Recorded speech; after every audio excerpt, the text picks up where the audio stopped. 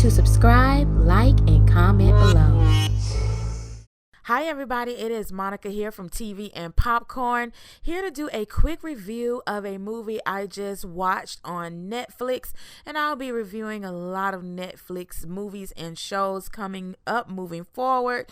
And man, I wish I would have come on and reviewed some of the things I watched in the past.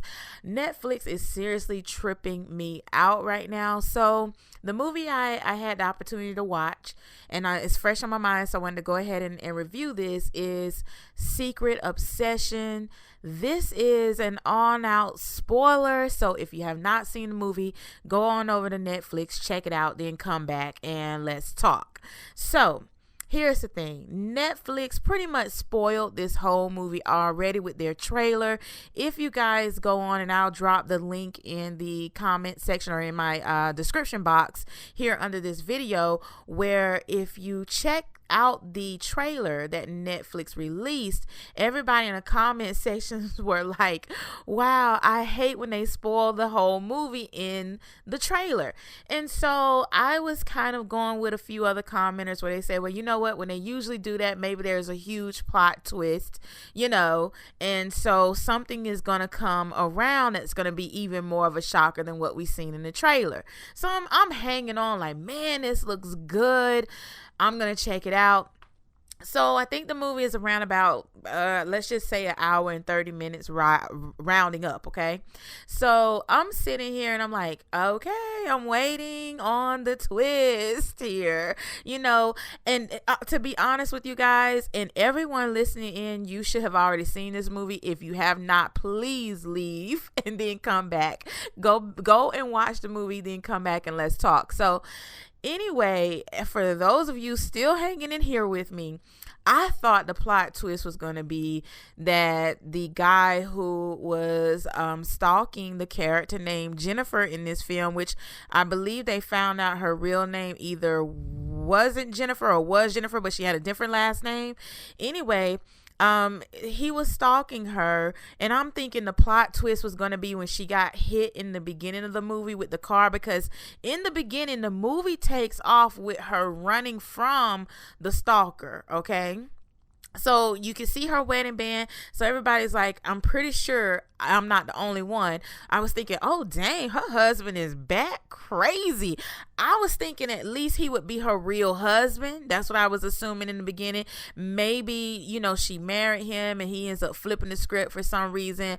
And to be honest, that probably would have been a better twist than what we ended up with. But I'll talk about that later. So anyway, I'm like, okay, wow, we're about to really get into some things. So she's running in the beginning and she goes into a stall. And my thing is this, and I know we wouldn't have good thriller movies if everybody did the common sense thing, but my thing is, why do we constantly run in movies into things like stalls and bathrooms that only have the four walls and nowhere else to go, nowhere else to hide? Like, it is the worst thing to do. And what hit my brain while I'm watching this scene of her in the stall was Scream, when he stuck that knife through the stall and the knife went through the guy's head in the Scream films. I want to say it was Scream.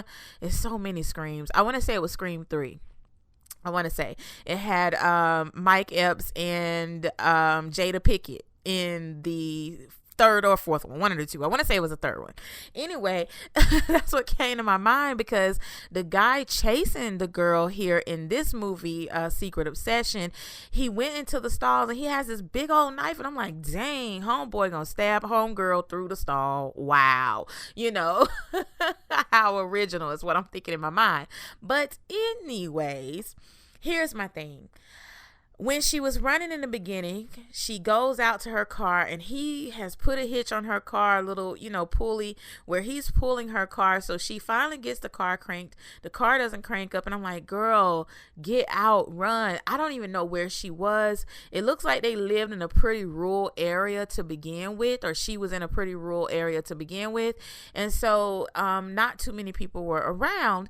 And so then she gets out the car and I'm like, thank goodness. And she runs and she runs and she runs, and then next thing you know, she's hit by the car. Okay, I was thinking at this point, here's the plot I'm thinking that we're going to run into, is that the stalker is two of them. I was thinking maybe he had a twin, and both of the twins are psycho killers, because she gets hit by another car, which is not the truck that was pulling her. So I'm like, oh, this is going to be so juicy. There is no way that Netflix spoiled this whole movie with their trailer, and this guy is the stalker from the beginning, and we already know this, and this is just going to be how the movie ends with this, with this knowledge. But pretty much that's what it was.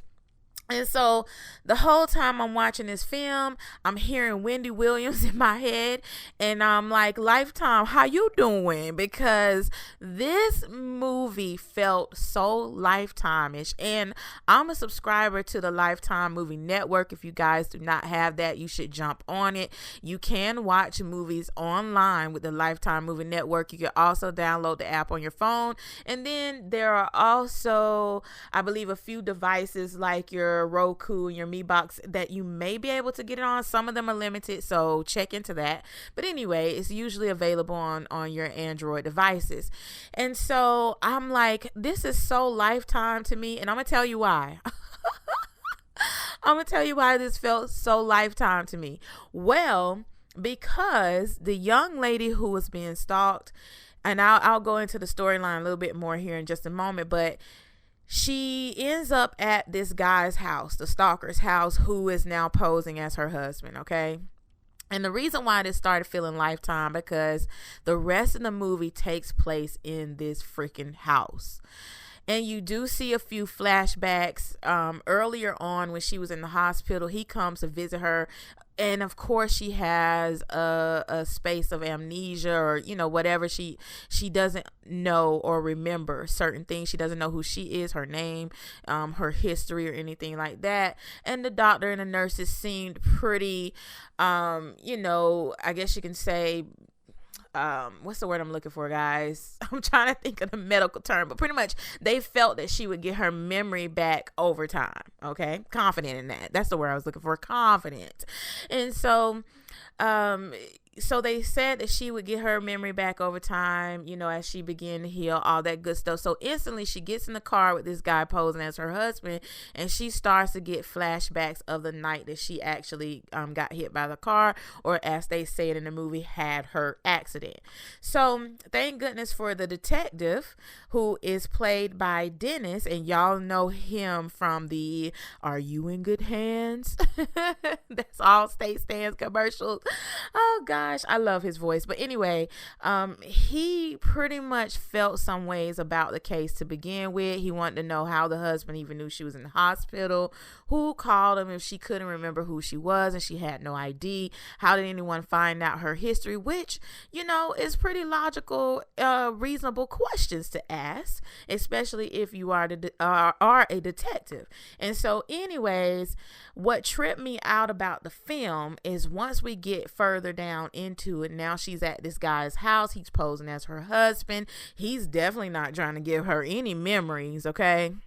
So he says, well, how are you feeling? He looks like he's taking care of her. I mean, just ever so slightly. And then next thing you know, I said, I swear, if this chick runs up or goes down these stairs one more time in this film, I'm gonna freaking pull my hair out. So the first time she goes down the stairs, she's pretty much discovering, or feeling the ways about the wedding photos that she was looking at. So she's going downstairs to check some things out. She checked out a photo downstairs, but here's the issue with her going down the stairs constantly, is she had a leg injury. So it's a pretty slow scene every time it happens, and it was a lot of stairs, and I'm sitting here like, this is so Lifetime. Like, this is what Lifetime does. And as a matter of fact, Lifetime, watch out, because Netflix is coming for your throat. They've probably been coming for the throat, for a long time, but I will forever rock with Lifetime. They have the classics. They're a little lame, as some people say, but Lifetime, I guess, they kind of started the whole thriller, movie genre, I guess, in a sense of TV. that you can watch. And these movies are not in theaters, but they have always been that network. If you love the good thriller story, you know, a good stalker story, then you could go over and catch it on Lifetime and be happy with it. And so anyway, I guess I expected a little bit more from Netflix when it came down to this film, especially the way they put it out in the trailer. And now it depends on who you ask. The film seemed to have gotten a pretty decent ending. Okay, if you asked me if I liked the ending, I would say it was okay because there was some closure, and I hate films that don't have closure, kind of like Netflix Open House, which maybe I'll review that sometime in the near future, don't know, but I absolutely hated that movie. If you guys saw it and you hated it, drop a comment in the comment section below, but I could not stand that film. There was, to me, no real closure. You never even knew who the doggone killer was. It was just out there. So anyway, when it came down to the ending of this film, if you're someone who likes the film to close out, you see what happens to the bad guy, you see what happens to, I guess you could say, the victims and all that good stuff, then yeah, it was okay. But here's the thing. There was no real twist.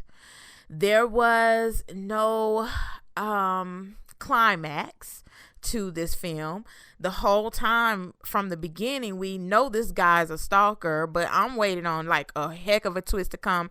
And so another part of the film where I thought the twist was going to come in was with the guy. It was a creepy guy who first of all came into the police station, and they played this very odd music when he came in to sit down. He had kind of long hair and a little beard thing going on. He looked kind of rugged around the edges. So he was coming up to the hospital after he spoke to the detective to leave flowers, and he was very mysterious. You know, the nurse is like, well, who are you? And he's like, well, you know, I'm just here to check on the young lady who was in an accident. She's asking him questions. He's avoiding questions. And so I'm thinking, ooh, you know, maybe he's the hired a contract killer or whatever. You know, this is what I'm thinking. This is going to be the thing. And then maybe about 10 to 15 minutes into the film, the real stalker, who's posing as the young lady's husband, he ends up going to this guy's house and killing him because he was asking about the girl. You know, like, why were you visiting my wife in the hospital, which of course is not even his wife.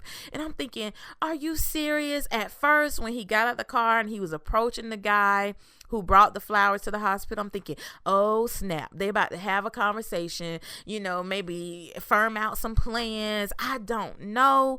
Maybe this is a whole ring of psychos and they have this game going. This is what I'm thinking in my head. You know, I'm writing the movie in my mind, just looking for that surprise.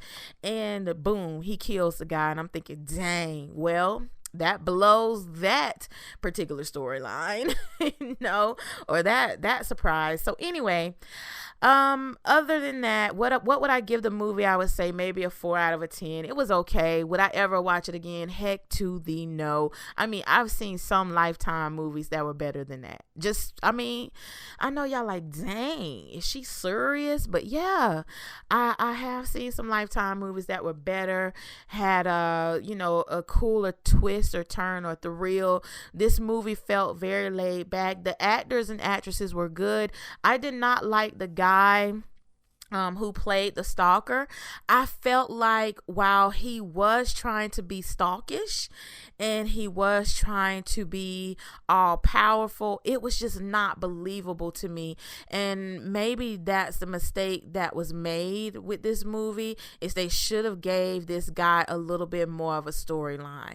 You can't just throw us into a film with some guy who's just nuts and you don't explain how he's gotten there. Has he stalked anyone before? Did his infatuation just start with, or fascination? Guys, don't hate on me if I'm making up words, but anyway, if his fascination with this young lady started just on the job, or, you know, is this something he's bringing from the past? Has he done this before? I mean, because the dude was killing like he's been there, done that, you know. And so anyway, with the young lady, what I guess you can say was kind of a fail for me as far as the ending was, yes, she was safe, which was great, but this girl's parents were killed. her husband was killed. Like, this guy went through it, to make sure that he could get to her. He killed everyone that pretty much had any ties to her that could tell her anything about her life. So the way the movie left off, I guess it kind of took a lot of emotion out because maybe she still didn't have her memories. It